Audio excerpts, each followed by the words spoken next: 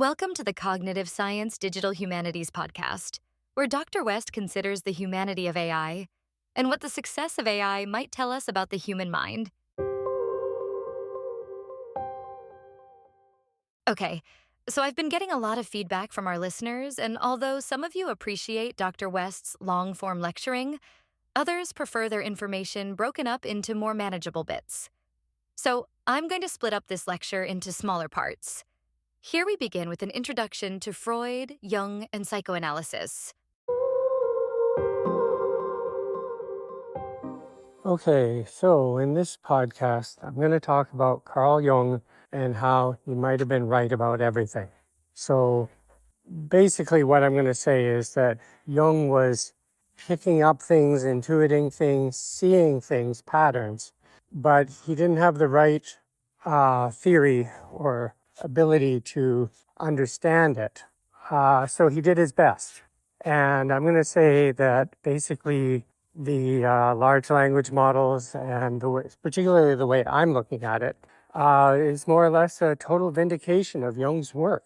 But before going just specifically to Jung, let's just look at psychoanalysis. So we'll look at Freud, and Jung was Freud's student. And in general, the psychoanalysis movement is now historically tied to literature.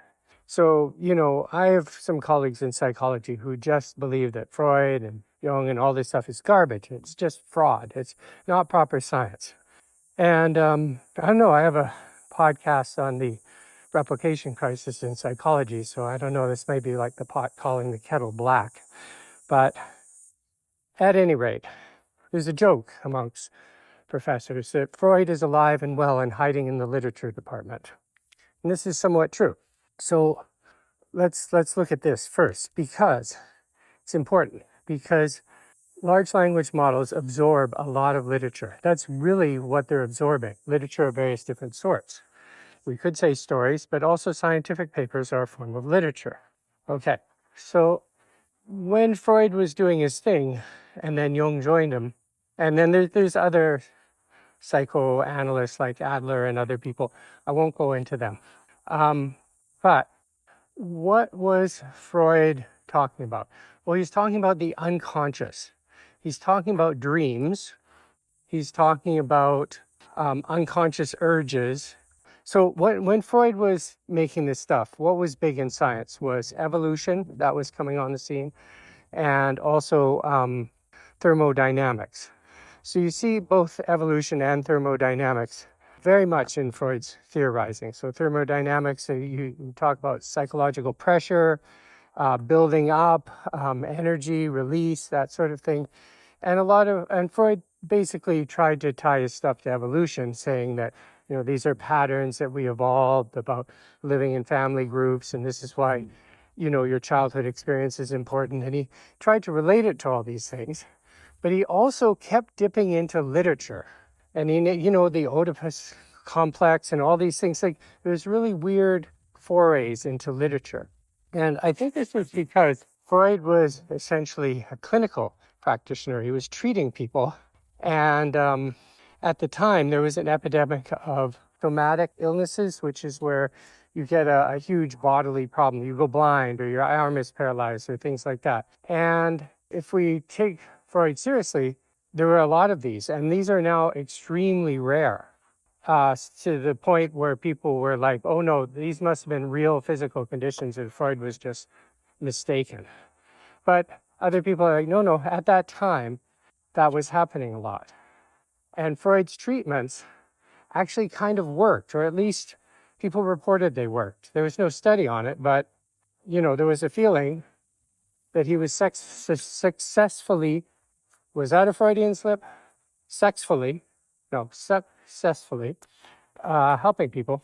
And what was he doing? He was getting them to talk about their dreams, and he's getting all these literary references. Why? So we have to remember that Freud's patients were upper-class Jewish, well-to-do people with a classical education. Jung's patients were upper class with also a classical education, not necessarily Jewish, or not predominantly Jewish. So what we're looking at here is a classical education. And what is a classical education is you've read a lot of very similar books and stories. You've learned Latin, you've read all these things. There's sort of a corpus of literature that you're very familiar with. And this literature references itself a lot. So let's say you wanted to study, I don't know, medieval poetry. You would have to learn a lot about the Bible. Okay, because it's referenced a lot and the references are subtle. So there's this sort of interrelated corpus of literature, and that was the notion of a classical education, that you would learn this. It's actually similar. If you go over to China, you see a similar thing. The note what a scholar learned was all the poems and historical dramas, and because history was a drama back then, and all of these things, music, songs, all of these things were learned, but it's an interrelated corpus. It is a lot of referring to each other in these corpuses.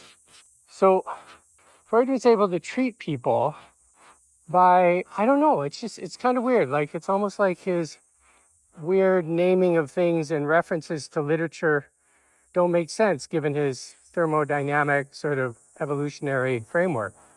But anyway, so we can make it make sense, though, because first of all, Freud was in clinical practice, and what was working in clinical practice wasn't his notions about how to ground this in physics ideas or evolution ideas or neural ideas. What was working was what he was doing with his clients. And secondly, focus on dreams and so on, which leads you to stories and so on.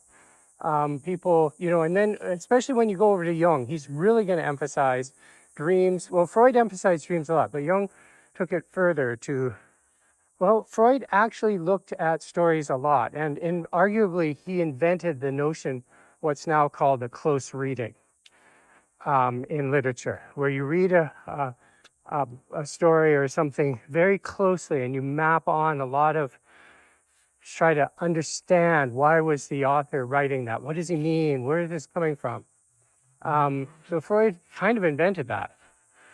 So it's interesting, but what do I want to say here?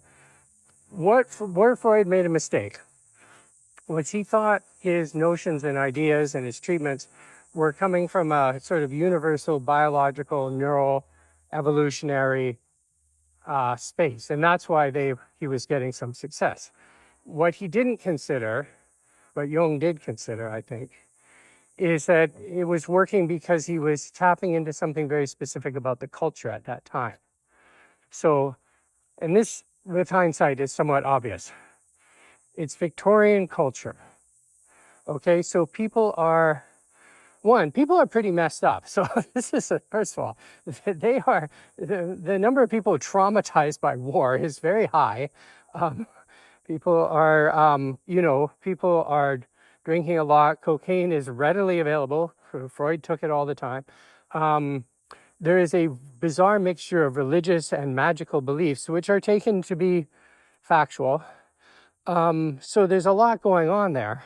But also there's unbelievable repression going on during the Victorian era, particularly sexual repression, but other forms too. You had to be very proper at all times. You had to present very properly, and that was very important, or you wouldn't make it in society. If you didn't make it in society, you're kind of screwed. So, and especially for the upper classes. Now we can see there's a clear link here, right? So Freud is getting people to talk about their sexual fantasies and to open up about that. And the predominant zeitgeist of the Victorian era is mad sexual repression. So, okay, that seems to have caused a problem, and it seems to have caused a bodily problem where people express their psychiatric illnesses through their body, which kind of makes sense too, because there was all this, like, the repression was connected to ideas about bodies and bodies being dirty or bodies being not good, and sort of sin stuff and all this stuff. So what seems to have been going on there was an uptick in this sort of somatic response to the culture that was making people somewhat crazy. They're having all this trauma, all this stuff. They can't deal with it. They have to act proper at all times. And in particular, they can't talk about sex. So we see this culturally induced psychiatric problems, which Freud was able to treat successfully, somewhat. Okay, now actually, there's a parallel one today, which is, if you look in history, there's records of various psychiatric illnesses, and you see things, but so eating disorders are a modern phenomena. They've maybe always existed a little bit, but in our culture, where we emphasize diet and exercise and being perfect and having the perfect body and da da da da da da da, I mean, there's tons of studies just tracking the rise of eating disorders, following the availability of certain magazines, certain Western programs.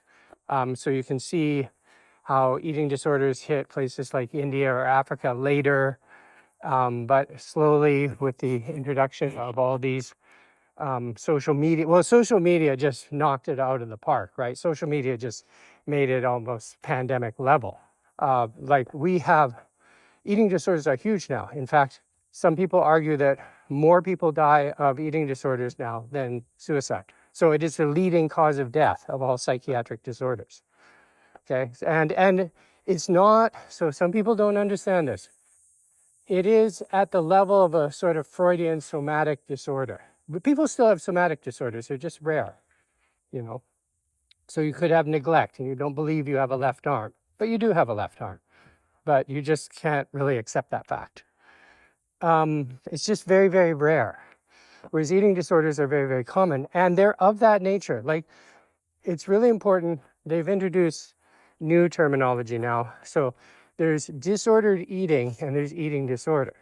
So disordered eating is just somebody trying to diet too much, or somebody having bad ideas or unrealistic goals or something like that, eating in an unhealthy or unbalanced way, all these things. This is disordered eating.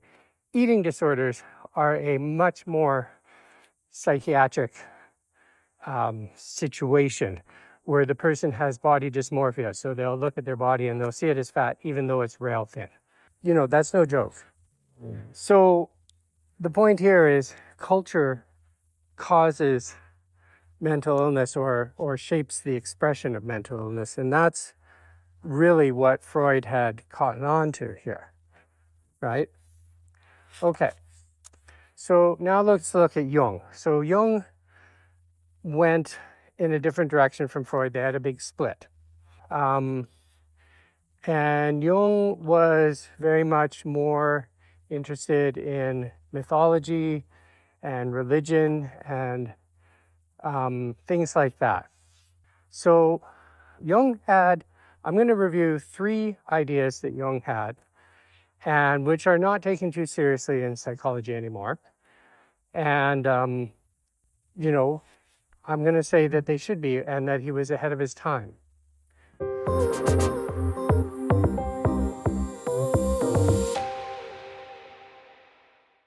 This is so exciting. I can't wait to find out what these ideas are. Tune into the next podcast to find out. Have a fabulous day, and I'll see you in the next podcast.